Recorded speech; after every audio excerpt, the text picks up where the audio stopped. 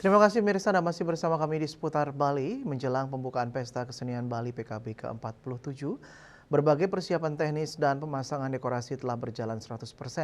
Seluruh dekorasi panggung pelepasan Ped Aya yang berlokasi di depan Monumen Bajra Sandi Renon dan Pasar terbuat dari bahan alam dan ramah lingkungan sehingga dipastikan bebas dari sampah plastik sesuai dengan tema PKB 2025 Jagat Kerti.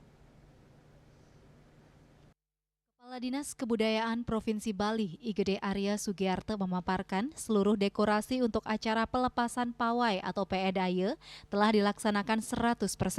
Meja dan kursi tamu telah diberi tanda nama dan kehadiran para undangan juga telah dikonfirmasi.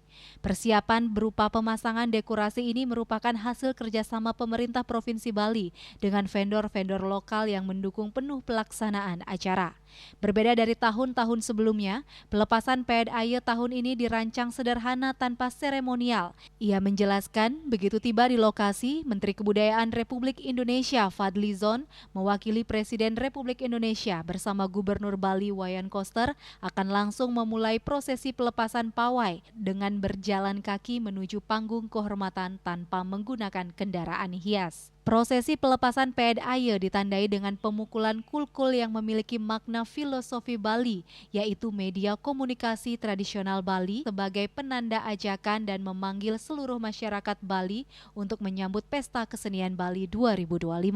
Dengan mengusung konsep Jagat Kerti, dekorasi panggung pelepasan PEDAYE tahun ini didominasi oleh bahan-bahan alami seperti dedaunan dan bunga. Konsep ini menggambarkan keindahan alam semesta yang selaras dengan kehidupan manusia, serta membawa pesan kuat tentang pentingnya merawat alam melalui seni dan budaya. Oh, udah 100%. Ini kan dekorasi sudah, kemudian juga meja-meja sudah diisi juga tanda-tanda siapa yang akan duduk di situ. Kehadiran para undangan juga sudah confirm. Tinggal jalan aja. Ntar jam 2 tinggal kita tunggu undangan dan kita mulai. Nanti di sini acaranya sederhana, tidak ada seremonial.